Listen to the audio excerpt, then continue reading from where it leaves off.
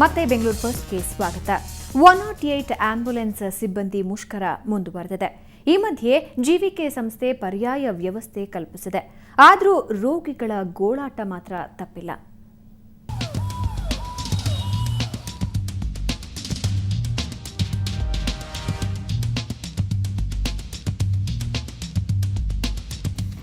ದಿನದ 24 ಗಂಟೆಯೂ ಕಾರ್ಯನಿರ್ವಹಿಸುವ 108 ಆಂಬ್ಯುಲೆನ್ಸ್ ಸಿಬ್ಬಂದಿ ತಮ್ಮ ಸೇವೆ ಸ್ಥಗಿತಗೊಳಿಸಿ ಮುಷ್ಕರ ಆರಂಭಿಸಿದ್ದಾರೆ. ಉದ್ಯೋಗ ಭದ್ರತೆ ಹಾಗೂ ವೇತನ ಪರಿಷ್ಕರಣೆಗೆ ಆಗ್ರಹಿಸಿ ನಿನ್ನೆ ರಾತ್ರಿಯಿಂದ ಮುಷ್ಕರಕ್ಕೆ ಕರೆ ನೀಡಿದ್ದಾರೆ. ಇದರಿಂದ ಸುಮಾರು 2400 ಆಂಬ್ಯುಲೆನ್ಸ್ ವಾಹನ ಸೇವೆ ಇಂದು ಸ್ಥಗಿತಗೊಂಡಿತ್ತು.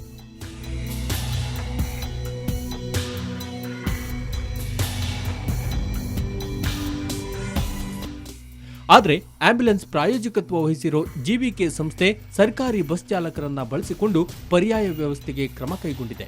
ಬಿಎಂಟಿಸಿ, ಕೆಎಸ್ಆರ್ಟಿಸಿಯ ಒಟ್ಟು 356 ಸಿಬ್ಬಂದಿಯನ್ನ ಬದಲಿ ವ್ಯವಸ್ಥೆಯಾಗಿ ನಿಯೋಜಿಸಿತ್ತು. ಆದರೆ ಸಾರಿಗೆ ಸಿಬ್ಬಂದಿಗೆ ಆಂಬ್ಯುಲೆನ್ಸ್ ವಾಹನ ಓಡಿಸೋ ತರಬೇತಿ ಇಲ್ಲದಿರುವುದು ಮತ್ತೊಂದು ಗೊಂದಲಕ್ಕೆ ಕಾರಣವಾಗಿದೆ. ಇನ್ನು ಆರೋಗ್ಯ ಕವಚ ನೌಕರರಂತೂ ತಮ್ಮ ಪಟ್ಟು ಬಿಟ್ಟಿಲ್ಲ. ಬೇಡಿಕೆ ಈಡೇರುವವರೆಗೂ ತಮ್ಮ ಹೋರಾಟ ನಿಲ್ಲದು ಅಂತ ಎಚ್ಚರಿಸಿದ್ದಾರೆ. ಈಗ ನಾವು ಇದು ಪ್ರತಿಭಟನೆ ಮಾಡ್ತಿರೋದು ನಮ್ಮ ಮೂಲಭೂತ ಹಕ್ಕುಗಳಿಗೋಸ್ಕರ. ನಮಗೆ ಉದ್ಯೋಗ ಭದ್ರತೆ ಬೇಕು, ಸರ್ಕಾರದಿಂದ ಬರ್ತಕ್ಕಂಥ ವೇತನ ಬೇಕು ಅಂತ ಪ್ರತಿಭಟನೆ ಮಾಡ್ತಾಯಿದ್ವಿ. ಈ ರಾಜ್ಯದಲ್ಲಿ 2,500 ಜನ ಎಂಪ್ಲಾಯೀಸ್ ಗಾಡಿ ಸ್ಥಗಿತ ಮಾಡಿ ಪ್ರತಿಭಟನೆ ಮಾಡ್ತಾಯಿದ್ವಿ. ಈ ಹೋರಾಟ ನ್ಯಾಯ ಸಿಗುವವರೆಗೂ ಹೋರಾಟ ಮಾಡಬೇಕು ಅಂತ ತೀರ್ಮಾನ ಮಾಡಿದ್ವಿ. ಯಾಕಂದರೆ 1 ದಿವಸ 2 ದಿವಸ ಪ್ರತಿಭಟನೆ ಮಾಡಿ ಮತ್ತೆ ನಾವು ಕೆಲಸಕ್ಕೆ ಹೋದರೆ ಯಾವುದೇ ಕಾರಣಕ್ಕೂ ನಮಗೆ ನ್ಯಾಯ ಸಿಗಲ್ಲ. ನಮಗೆ ನ್ಯಾಯ ಎಲ್ಲಿವರೆಗೂ ಸಿಗಲ್ಲೋ ಅಲ್ಲಿವರೆಗೂ ಪ್ರತಿಭಟನೆ ಮಾಡ್ತೀನಿ. ಇತ್ತ ಮುಷ್ಕರದ ಬಿಸಿಯಿಂದ ಕೆಲವು ಕಡೆ ರೋಗಿಗಳು ಪರದಾಡಿದ್ರು. ಇವತ್ತು ನಮ್ಮವ್ರಿಗೆ ನಮ್ಮ ವೆಂಕಟರಮಣ ಅಂತೇಳಿ ಆಕ್ಸಿಡೆಂಟ್ ಆಗಿದೆ ಕಾರು. ಅವ್ರು ತಗೊಂಡ್ಬರ್ಬೇಕಾದ್ರೆ ನಮ್ಗೆ ತುಂಬಾ ಕಷ್ಟ ಆಯ್ತು. ಅಲ್ಲಿ ಬೇರೆ ವೆಹಿಕಲ್ ಇಟ್ಕೊಂಡು ಅವ್ರ ತರ ಲೇಟ್ ಆಯ್ತು. ಪ್ರೈವೇಟ್ ವೆಹಿಕಲ್ ತಂತು. ಈಗ ಅರ್ಜೆಂಟ್ಗೆ ಆ ಗಡಿ ಬಿಡಿ ನಮ್ಗೆ ಗೊತ್ತಿರೋದೇ 108, ಇಲ್ಲಾಂದ್ರೆ ಪ್ರೈವೇಟ್ ಆಂಬುಲೆನ್ಸ್.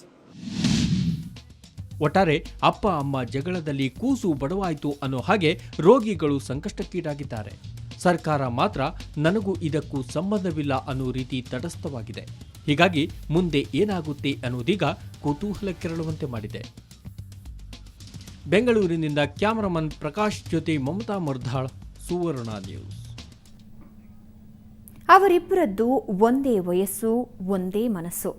ಯೌವನ ಅರಳೋ ಸಮಯದಲ್ಲಿ ಆ ಹುಡುಗಿಯರು ಮದುವೆ ಮಾಡಿಕೊಳ್ಳೋದಕ್ಕೆ ಬೆಂಗಳೂರಿಗೆ ಓಡ್ ಬಂದಿದ್ದಾರೆ. ಆ ಸಲಿಂಗಿಗಳ ಇಂಟ್ರೆಸ್ಟಿಂಗ್ ಸ್ಟೋರಿ ಇಲ್ಲಿದೆ ನೋಡಿ.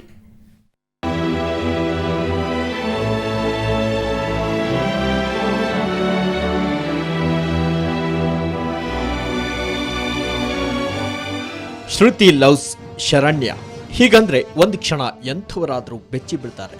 ಯಾಕಂದ್ರೆ ಇದು ಶುದ್ಧ ಹುಡುಗಿಯರ ಪ್ರೀತಿ. ಇವರಿಬ್ಬರ ಪ್ರೀತಿ, ಪ್ರೇಮ ಮತ್ತು ಪ್ರಣಯ ಮದುವೆ ಹಂತಕ್ಕೆ ಬಂದು ನಿಂತಿದೆ. ಕೇರಳದ ಸುರುನೂರಿನ ಶ್ರುತಿ ಮತ್ತು ಶರಣ್ಯ ಅಕ್ಕಪಕ್ಕದ ಮನೆಯಲ್ಲಿ ಆಡುತ್ತಾ ಬೆಳೆದ ಜೀವದ ಗೆಳತಿಯರು. ಸಲಿಂಗ ಸೆಳೆತಕ್ಕೆ ಸಿಕ್ಕ ಇವರಿಬ್ಬರು ಮದುವೆಯಾಗಲು ನಿರ್ಧರಿಸಿದ್ರು. ಆದರೆ നിരീക്ഷയಂತೆ മനിയവರಿಂದ തീവ്ര വിരോധ വ്യക്തമായിತು.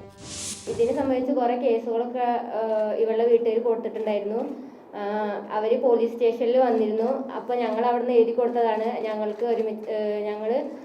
ഒരുമിച്ച് ജീവിക്കാനാണ് വന്നത്. ഞങ്ങൾക്ക് 21 വയസ്സ് കഴിഞ്ഞതാണ്. അപ്പോൾ ഞങ്ങളുടെ ഇഷ്ടപ്രകാരം ഞങ്ങൾക്ക് ജീവിക്കാൻ. ವಿರೋಧಕ್ಕೆ ಬೆದರಿ ರಕ್ಷಣೆ ಅರಸಿ ಬಂದಿದ್ದು ಬೆಂಗಳೂರಿಗೆ. ಇಲ್ಲಿನ ಲೈಂಗಿಕ ಅಲ್ಪಸಂಖ್ಯಾತ ಹಕ್ಕುಗಳಿಗಾಗಿ ಹೋರಾಡುವ ಸಂಗಮ ಸಂಸ್ಥೆಯಲ್ಲಿ ಇವರಿಗೆ ಆಶ್ರಯ ಸಿಕ್ತು. ಒಂದೇನೆಂದರೆ ಅವ್ರು ನಮ್ಮ ಸಂಗಮನ ಸಪೋರ್ಟ್ ಕೇಳಿದಾಗ ಒಂದು ನೋಡಿದ್ದೇನೆಂದರೆ ಸ್ವಇಚ್ಛೆಯಿಂದ ಅವ್ರು ಬರ್ತಾ ಇದ್ದಾರೆ, ಇನ್ನೊಂದು ವಯಸ್ಕರಾಗಿದ್ದಾರೆ ಅವರು. ಅದೆರಡು ಕನ್ಫರ್ಮ್ ಆಯಿತು. ಅದಾದಮೇಲೆ ಸಪೋರ್ಟ್ ಮಾಡಿದ್ವಿ. ಇವ್ರಿಗೆ ಮಾತ್ರ ಅಲ್ಲ, ಇದುವರೆಗೆ ಕನಿಷ್ಠ ಒಂದು 20-25 ಜನ ಹುಡುಗಿಯರಿಗೆ ಕೇರಳದವ್ರು ನಾವು ಸಪೋರ್ಟ್ ಮಾಡಿದ್ವಿ. ಪ್ರತಿ 2 ವರ್ಷಕ್ಕೆ 1-2 ಕಪಲ್ ಬರ್ತಾ ಇದ್ದಾರೆ. ಯಾಕಂದರೆ ಅಲ್ಲಿ ಅವರಿಗೆ ಜೀವನ ಮಾಡ್ಲಿಕ್ಕೆ ಆಗ್ತಾ ಇಲ್ಲ, ಕಷ್ಟ ಆಗ್ತಾ ಇದೆ. ಅದರಿಂದ ಇಲ್ಲಿ ಬರ್ತಾರೆ. ಸೊ ನಾವು ಅವ್ರಿಗೆ ಸಪೋರ್ಟ್ ಮಾಡ್ತಾ ಇದ್ದೀವಿ. ಇನ್ನೇನು ಇಲ್ಲಾದರೂ ನೆಮ್ಮದಿಯಾಗಿ ಬದುಕು ಸಾಗಿಸಬಹುದೆಂಬ ಈ ಜೋಡಿಯ ಕನಸಿಗೆ ಮತ್ತೆ ತಣ್ಣೀರು ಬಿತ್ತು. ಶರಣ್ಯ ಪೋಷಕರು ಕೇರಳ ಹೈಕೋರ್ಟ್ ಮೊರೆ ಹೋಗಿದ್ದು ಸಂಗಮ್ ಸಂಸ್ಥೆ ಮಗಳನ್ನ ಅಪಹರಿಸಿದೆ ಅಂತ ದೂರಿದ್ದಾರೆ.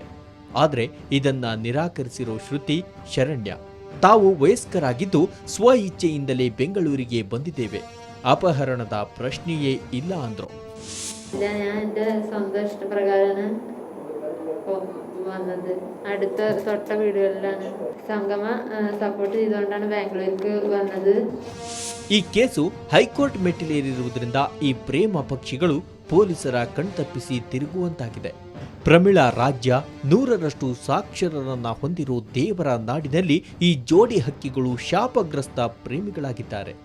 ಇವರು ಅಂದುಕೊಂಡಂತೆ ಜೀವನ ನಡೆಸೋಕೆ ಆಗುತ್ತಾ? ಕಾದು ನೋಡಬೇಕು. ಬೆಂಗಳೂರಿನಿಂದ ರಜನಿ ಎಂಜಿ, ಸುವರ್ಣ ನ್ಯೂಸ್. ಶ್ರೀ ಸಾಯಿ ಗೋಲ್ಡ್ ಪ್ಯಾಲೇಸ್ನ ಇವತ್ತಿನ ಚಿನ್ನದ ರೇಟ್ ಎಷ್ಟಾಗಿದೆ ನೋಡೋಣ ಬನ್ನಿ.